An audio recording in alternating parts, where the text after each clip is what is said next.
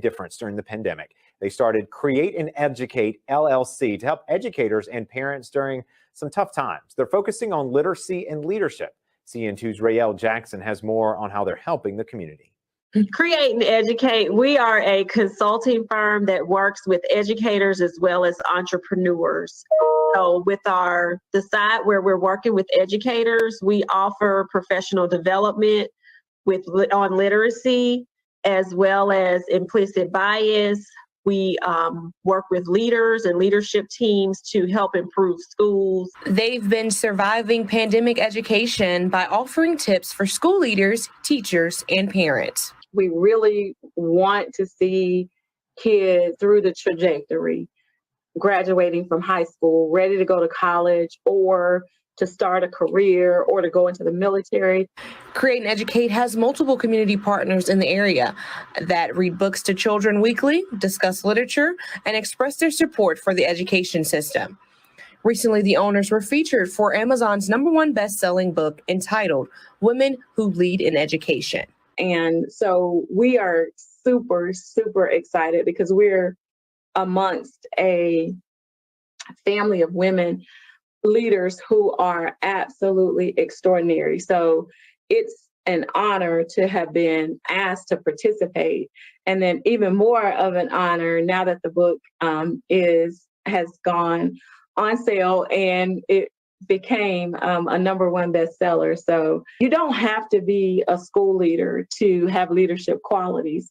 Collectively, both Tammy Taylor, principal of Great Falls Elementary, and Dr. Sheka Houston, principal of Chester Middle School, have 40 years of service in education. They have learned the need in their community, and they plan to serve all children in all communities. And one of the things that we enlighten people about in our professional development with literacy is that sometimes it's hard for children to connect to text because they don't see themselves in text. Providing that culturally relevant literature for students, and that's not just African American students, that's all students. Every student at every school should be able to see themselves in a book, in a text, to be able to connect with it. Surviving pandemic education together in Chester, R.E.A.L.L. Jackson, CN2 News. Again, their goal is to help connect educators, parents, community members, and authors each week to help better navigate the pandemic. To learn more about Create and Educate LLC, simply follow them on Facebook or at their website at createandeducate.com. Create and Educate held their first personal event after a year of completely virtual events. The organization started during the pandemic, and their goal was to create a way to educate students, teachers, and families virtually. During their Lunch and Learn event, teachers, university experts, leaders, and educators speaking about ways to prepare students since the pandemic. It has been very difficult.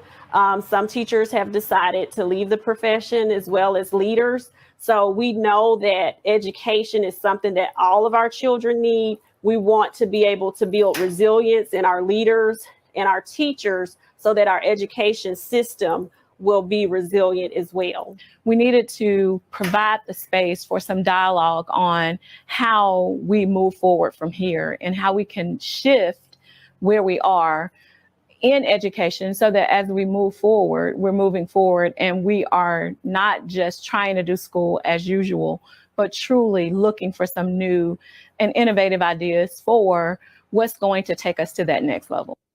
Create and Educate also celebrating its 1-year anniversary.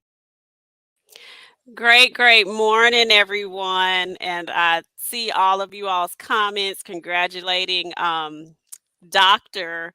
Tammy Taylor officially. So yes, please help me join me in congratulating her. Her graduation, if you saw the post, was this past week, Monday actually.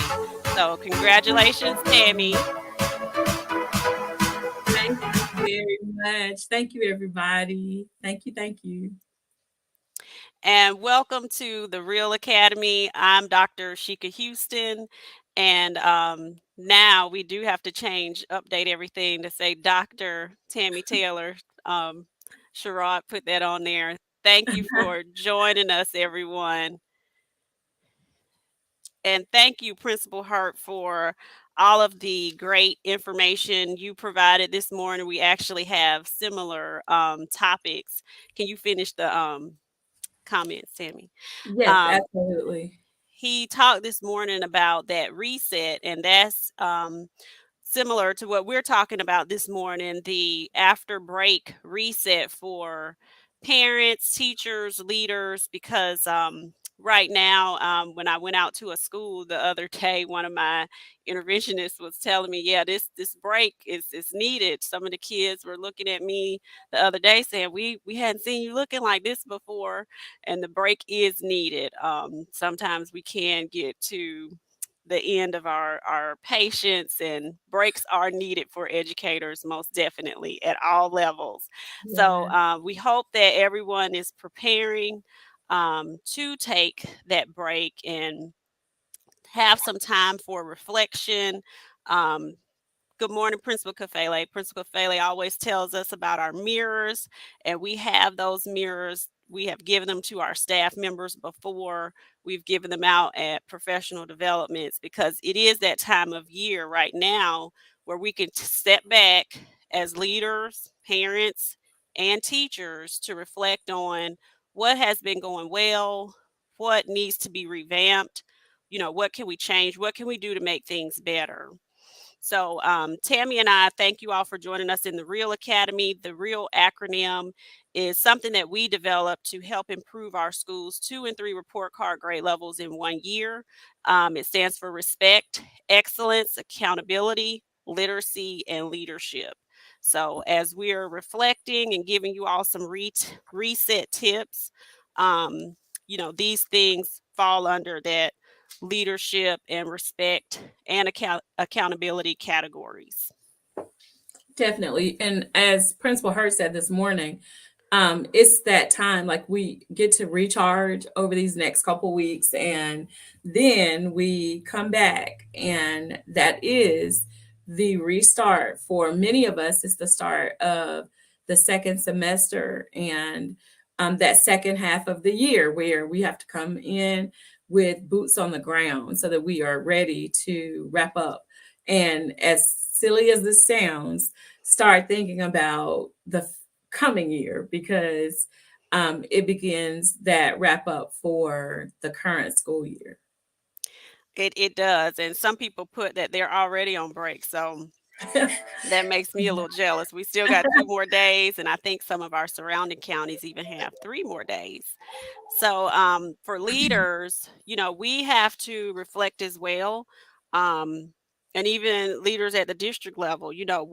What is going well? What are some things? And I think a good theme right now is, what can we do to make things better for teachers? What can we remove? What is actually necessary? Or how can we consolidate some things? And I try to be that voice for leaders and teachers, where the thinking a lot of times is, oh, just let the teachers do it. No, the teachers are already doing too much. And the leaders already have enough pressure, enough things on them. What can we do to try to make things better or manageable, um, in a sense? Or what can we do to help? So one thing, from the district level, I try to go in and ask leaders, who are some teachers that you feel like could be helped with more feedback, because sometimes that feedback piece is the main part of those observations that help people improve. But it's one thing that's hard for principals to schedule, with all of the things that they have coming at them during a day from multiple different directions. So with me having more time, I can go in to observe and schedule that time where we can actually sit down and have an uninterrupted conversation. So those are the things that I try to go in to do to help the leaders from the district level. Are there other things, Tammy, that would be helpful? I mean, honestly, at this point, it's just the um, novelty, I guess, of it all, with making sure that the support is there if something's needed. Like Mm-hmm. by now, it's that time of year where, we've been at this for a whole semester. And Mm-hmm. if there are things that need to be hard reset, like we talked about that last night, doing a hard reset. And if that is the case, then yes, being there to help with whatever dynamics need to change. Because at this point, whatever coaching I could do has been done. So if there are still issues, Mm-hmm. having that extra set of support can be very helpful if Mm-hmm. that's needed. Okay.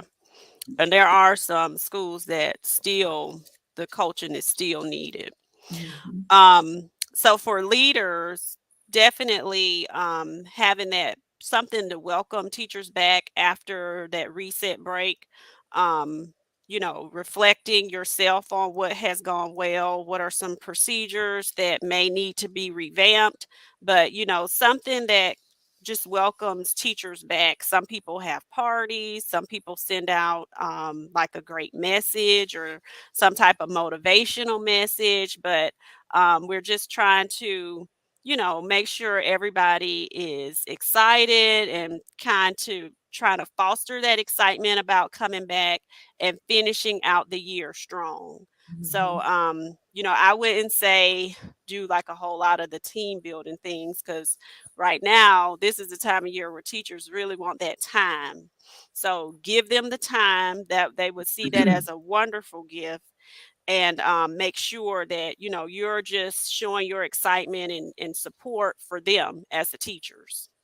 And I think that one thing that's really unique, and I think it's good, that happens in our actual district is when we come back to a professional day. So the Mm-hmm. kids don't come back with us when we go back on the 3rd. The staff's there, so that gives you that chance to just come in and reset, Mm-hmm. do that regrouping that you need to really focus on those things that need to look differently moving into the second part of the year. Mm-hmm. And it gives me the time because this year, like my instructional leadership team and I, on Monday and Tuesday, are going to be finishing up plans for what that looks like that day. But it gives us the time we need to spend with teams Mm-hmm. because what we're doing may look different from the grade spans. And so Mm-hmm. what I'm doing down in the lower grades might not be the same as what I'm doing in the upper grades. So rather than, as you said, pull them all together and all of us just be in that select space, it may be Mm-hmm. that we're doing things in chunks for the day. And so I'm chunking what I'm doing with those respective groups of people. So we're really spending that time to customize Mm-hmm. based on what we see the needs are for staff members based on what we've experienced and what we've seen this first part of the year. And I think that's great. We talk to teachers a lot about differentiating things, but PD and what we offer needs to be differentiated as well because everybody doesn't need the same things. So I think that's great. And I like what Cora talked about too, celebrating the wins from the fall and giving people time to celebrate. I think that is awesome as well. The Yeah. next thing for leaders, and it could go for teachers and parents as well, make sure you have a game plan for your, stress management. We throw that self-care word around a lot, and I have tried to be intentional about not saying it because I think it's just like a buzzword now.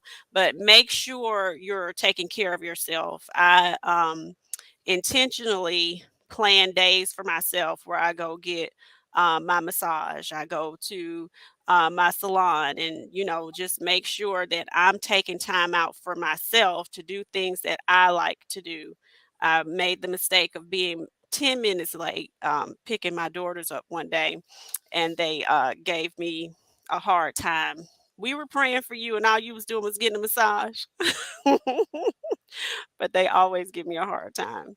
But yes, make sure that you have an intentional plan for yourself. What are the things that you like to do to manage your stress?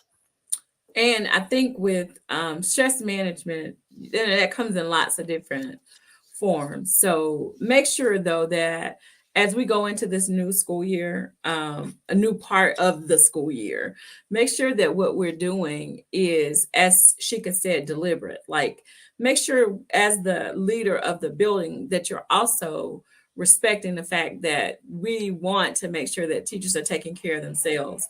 One of my most favorite things that is a part of what we can do to help to make sure that teachers and staff know that we're concerned about their well-being comes from one of my friends. Kim says that she does what she calls Wellness Wednesdays. When she tells them, like, get out of here, go home. I don't care what you go do, go take a walk, Mm-hmm. go have dinner, go sit down and enjoy conversation with your kids. Whatever you do, go Mm-hmm. home and just give yourself that permission to unplug from Right. school for this time and just enjoy who you are and be able to do some of the things that you need to do for you. And I love that because hearing you say it, I think, makes a difference because a lot of people feel like, people are looking at them with that judgment eye.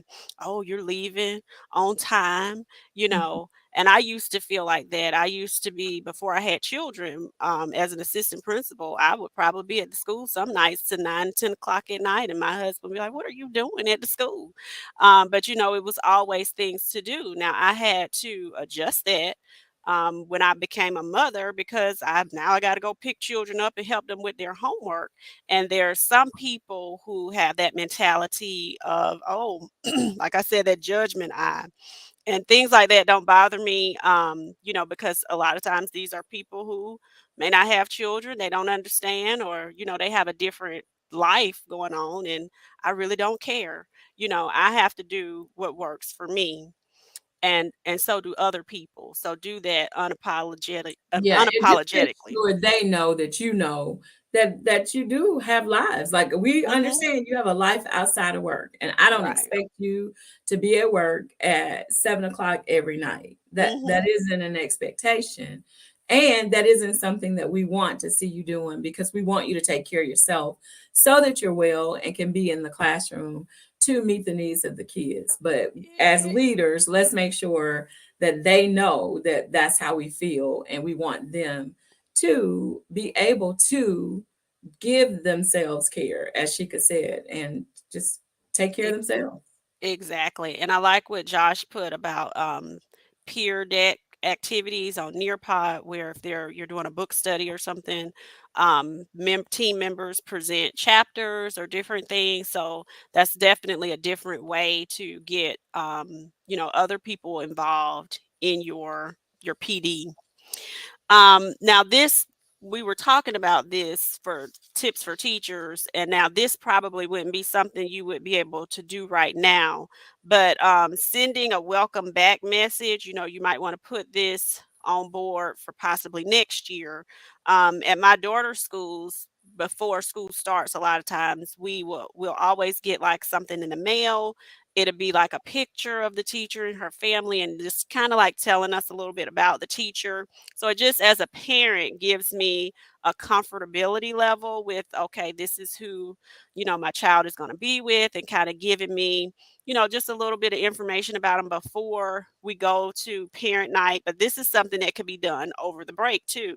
And you can even give children something to look forward to or get them excited about when they're coming back from a break. So just a little message that could be sent by mail, something fun, that could get them excited about new goals or the reset for the year.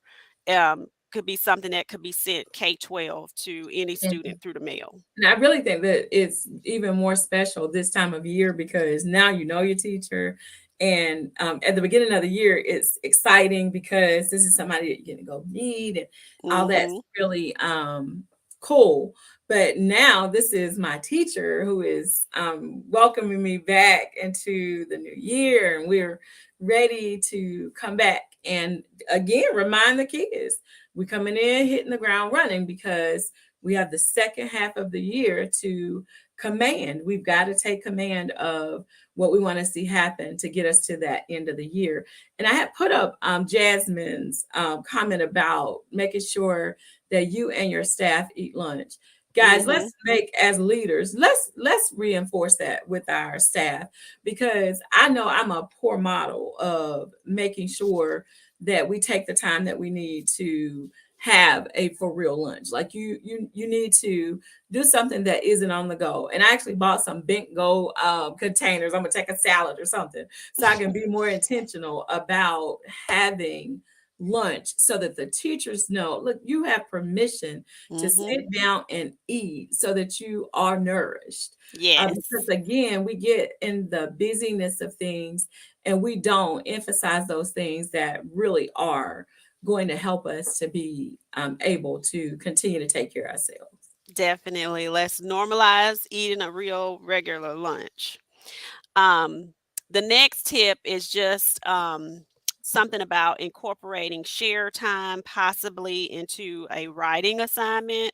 You know, last week we talked about not having those triggers in place for children who may not have had the traditional break. So sometimes having children share out loud first could potentially be detrimental. So maybe have it as a writing assignment first, and then once you can kind of read over some things, then decide from there if we're going to do a verbal out loud share or something. But just a way, writing is a great way for them to have a visual into what happened with your children over the break and what some of their needs might be, and what are some things that happen with them during that time. And I think that one of the things that's important for us to understand, and I think a writing activity is a phenomenal idea, but I do think you need to give the kids space to be able to have a conversation with you about those things that they felt were most important about what happened over their break. For example, during times when you're doing individual conferencing, you might be doing a writing conference or something. Let them talk to you as much as they want to talk about it. And respect the fact that some of them aren't going to want to share anything, because Right. Christmas doesn't look the same at their house as it might at a friend's. That's So true. just being sensitive to the fact that Christmas and everything else is unique to the people who are experiencing what's going on in that particular dynamic. So there are going to be kids who are excited and cannot wait to tell you about everything that happened. And we went here, we went there, we were at Disney, and we did all sorts of things. And that's great. But as Sheka said, you have to be careful in putting things into perspective, because for the kid who didn't even get an orange, that can be as she said before, a trigger. Yeah. So maybe just during your conferencing time, where you're doing a writing conference, or just before you get ready to do one of your running records or whatever you're doing, and you have that individual time with your children, so just let them tell you as much as they want to tell you, and be respectful of the fact that some kids may not want to. And I like what Jasmine said too about asking them what they missed about school. I like that too. And that's a great point, Tammy. During those times, specifically with the teacher, are great times to share those things.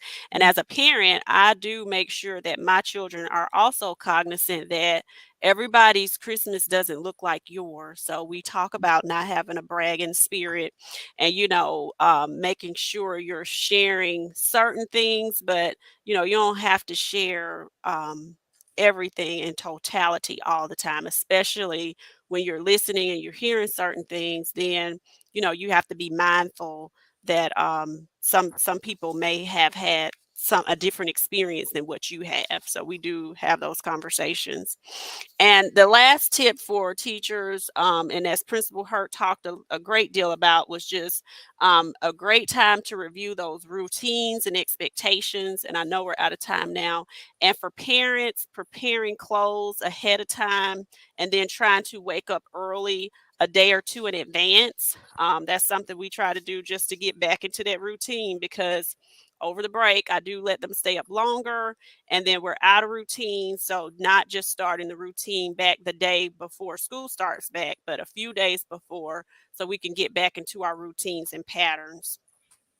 But thank you all for joining us. We appreciate you all and all of your great comments. We always learn great things from one another. Please tune in next with us on Principal Kafele's page and on Sunday with Josh and Dean on Unlock the Middle. And we will see you guys next Saturday. Is there another Saturday in the month? Yeah, this is Christmas Eve. And Oh, then New Christmas Year's Eve. Yeah. Okay, so we will see you guys next Saturday. Thank you all and have a great rest of your Saturday. Bye, guys.